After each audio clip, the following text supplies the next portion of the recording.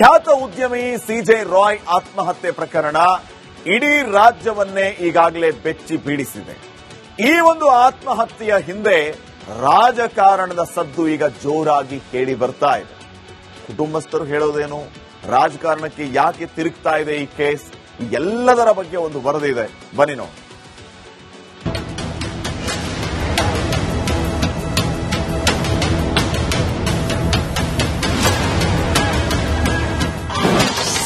ಖ್ಯಾತ ಉದ್ಯಮಿ ಸಿಜೆ ರಾಯ್ ಆತ್ಮಹತ್ಯೆ ಪ್ರಕರಣ.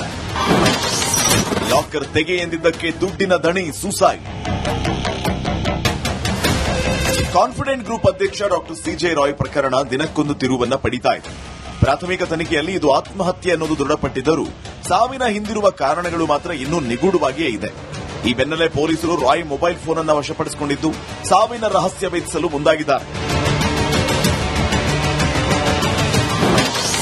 ಲಾಕರ್ ವಿಷಯ ಎತ್ತುತ್ತಿದ್ದಂತೆಯೇ ಬೆವರಿದ ರಾಯ್.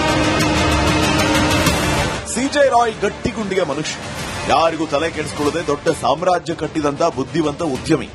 ಆದರೆ ಅಧಿಕಾರಿಗಳು ಒಂದು ಲಾಕರ್ ತೆಗೆ ಎಂದಿದ್ದಕ್ಕೆ ರಾಯ್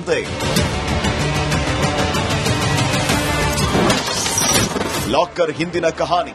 ಐಟಿ ರೇಡ್ ವೇಳೆ ಆ ಅಸಲಿ ಘಟನೆ ಆದ್ರೂ ಏನು ಅನ್ನೋದೇ ನಿಗೂಢ. ಅಧಿಕಾರಿಗಳ ಒಂದೇ ಒಂದು ಮಾತು ಕೇಳಿ ರಾಯ್ ಬೆವರಿದ್ರಂತೆ. ನಿನ್ನೆ ಕಾನ್ಫಿಡೆಂಟ್ ಕಚೇರಿಯ ಒಂದು ಲಾಕರ್ ಓಪನ್ ಮಾಡುವಂತೆ ರಾಯ್ಗೆ ಐಟಿ ಸೂಚನೆ ನೀಡಿತ್ತು. ಅಧಿಕಾರಿಗಳ ಮಾತಿನಿಂದ ರಾಯ್ ಬೆವರಿ ಕಂಗಾಲಾಗಿ ಹೋದ್ರಂತೆ. ಆದರೆ ಲಾಕರ್ ಓಪನ್ ಮಾಡೋದಕ್ಕೆ ರಾಯ್ ಹಿಂದೇಟ್ ಹಾಕಿದ್ದಾರೆ.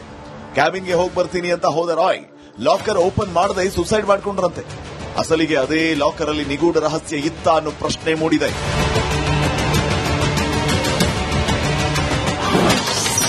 ಐಟಿ ಬಗ್ಗೆ ಸೊಲ್ಲೆತ್ತಲಿಲ್ಲ ಎಂಡಿ ಜೋಸೆಫ್.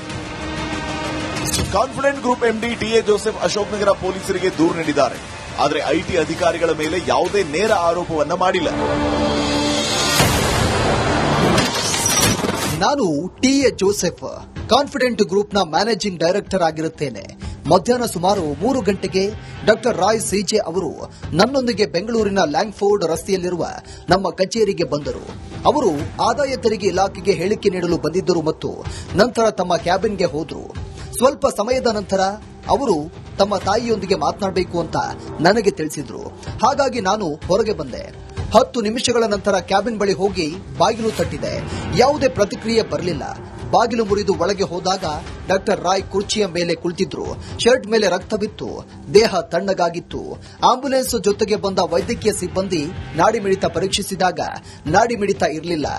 ಯಾವ ಒತ್ತಡವೂ ಅವರನ್ನ ಆತ್ಮಹತ್ಯೆ ಮಾಡಿಕೊಳ್ಳುವಂತೆ ಮಾಡಿರಬಹುದು ಎಂಬ ಬಗ್ಗೆ ಸಮಗ್ರ ತನಿಖೆಯಾಗಬೇಕು ಅಂತ ನಾವು ಬಯಸುತ್ತೇವೆ. ದಯವಿಟ್ಟು ಈ ವಿಷಯವನ್ನ ತನಿಖೆ ಮಾಡಿ ಮುಂದಿನ ಕ್ರಮವನ್ನು ಕೈಗೊಳ್ಳಬೇಕು ಅಂತ ವಿನಂತಿಸುತ್ತೇನೆ. ಇಂತಿ ತಮ್ಮ ವಿಶ್ವಾಸಿ ಟಿಎ ಜೋಸೆಫ್.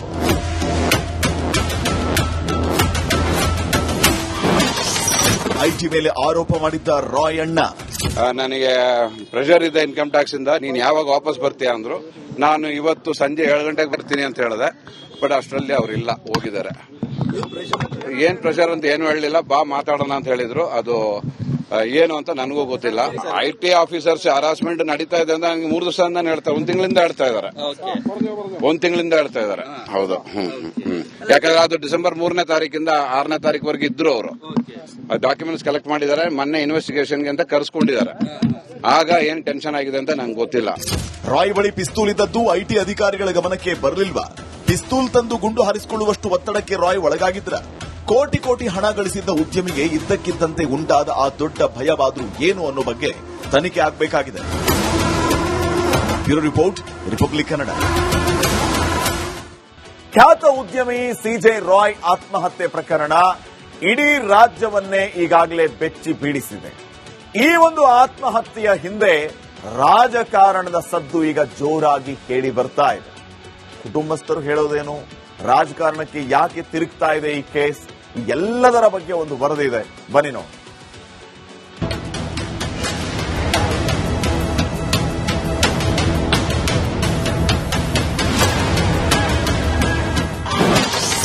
ಖ್ಯಾತ ಉದ್ಯಮಿ ಸಿಜೆ ರಾಯ್ ಆತ್ಮಹತ್ಯೆ ಪ್ರಕರಣ.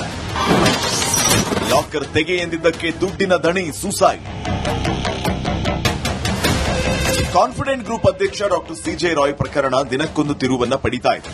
ಪ್ರಾಥಮಿಕ ತನಿಖೆಯಲ್ಲಿ ಇದು ಆತ್ಮಹತ್ಯೆ ಅನ್ನೋದು ದೃಢಪಟ್ಟಿದ್ದರೂ ಸಾವಿನ ಹಿಂದಿರುವ ಕಾರಣಗಳು ಮಾತ್ರ ಇನ್ನೂ ನಿಗೂಢವಾಗಿಯೇ ಇದೆ. ಈ ಬೆನ್ನಲ್ಲೇ ಪೊಲೀಸರು ರಾಯ್ ಮೊಬೈಲ್ ಫೋನ್ ಅನ್ನು ವಶಪಡಿಸಿಕೊಂಡಿದ್ದು ಸಾವಿನ ರಹಸ್ಯ ಭೇದಿಸಲು ಮುಂದಾಗಿದ್ದಾರೆ. ಲಾಕರ್ ವಿಷಯ ಎತ್ತುತ್ತಿದ್ದಂತೆಯೇ ಬೆವರಿದ ರಾಯ್. ಸಿಜೆ ರಾಯ್ ಗಟ್ಟಿಗುಂಡಿಯ ಮನುಷ್ಯ, ಯಾರಿಗೂ ತಲೆ ಕೆಡಿಸಿಕೊಳ್ಳದೆ ದೊಡ್ಡ ಸಾಮ್ರಾಜ್ಯ ಕಟ್ಟಿದಂತ ಬುದ್ಧಿವಂತ ಉದ್ಯಮಿ. ಆದರೆ ಅಧಿಕಾರಿಗಳು ಒಂದು ಲಾಕರ್ ತೆಗೆ ಎಂದಿದ್ದಕ್ಕೆ ರಾಯ್ ಅಂತೆ. ಲಾಕರ್ ಹಿಂದಿನ ಕಹಾನಿ. ಐಟಿ ರೇಡ್ ವೇಳೆ ಆ ಅಸಲಿ ಘಟನೆ ಆದ್ರೂ ಏನು ಅನ್ನೋದೇ ನಿಗೂಢ. ಅಧಿಕಾರಿಗಳ ಒಂದೇ ಒಂದು ಮಾತು ಕೇಳಿ ರಾಯ್ ಬೆವರಿದ್ರಂತೆ. ನಿನ್ನೆ ಕಾನ್ಫಿಡೆಂಟ್ ಕಚೇರಿಯ ಒಂದು ಲಾಕರ್ ಓಪನ್ ಮಾಡುವಂತೆ ರಾಯ್ಗೆ ಐಟಿ ಸೂಚನೆ ನೀಡಿತ್ತು. ಅಧಿಕಾರಿಗಳ ಮಾತಿನಿಂದ ರಾಯ್ ಬೆವರಿ ಕಂಗಾಲಾಗಿ ಹೋದ್ರಂತೆ. ಆದ್ರೆ ಲಾಕರ್ ಓಪನ್ ಮಾಡೋದಕ್ಕೆ ರಾಯ್ ಹಿಂದೇಟ್ ಹಾಕಿದ್ದಾರೆ. ಕ್ಯಾಬಿನ್ಗೆ ಹೋಗಿ ಬರ್ತೀನಿ ಅಂತ ಹೋದ ರಾಯ್ ಲಾಕರ್ ಓಪನ್ ಮಾಡದೆ ಸೂಸೈಡ್ ಮಾಡಿಕೊಂಡ್ರಂತೆ. ಅಸಲಿಗೆ ಅದೇ ಲಾಕರ್ ಅಲ್ಲಿ ನಿಗೂಢ ರಹಸ್ಯ ಇತ್ತ ಅನ್ನೋ ಪ್ರಶ್ನೆ ಮೂಡಿದೆ.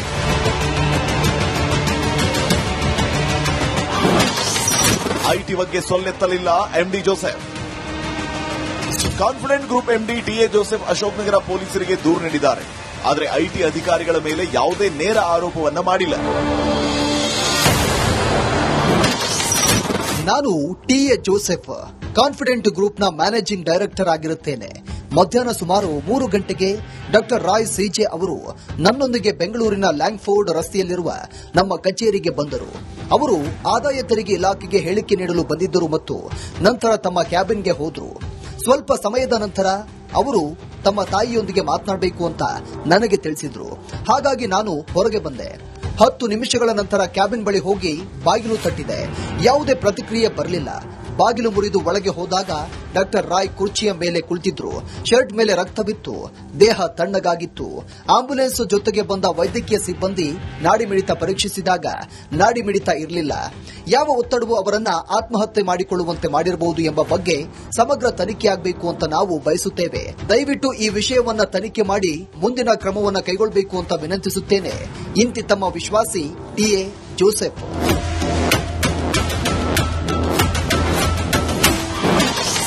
ಐಟಿ ಮೇಲೆ ಆರೋಪ ಮಾಡಿದ್ದ ರಾಯ್ ಅಣ್ಣ.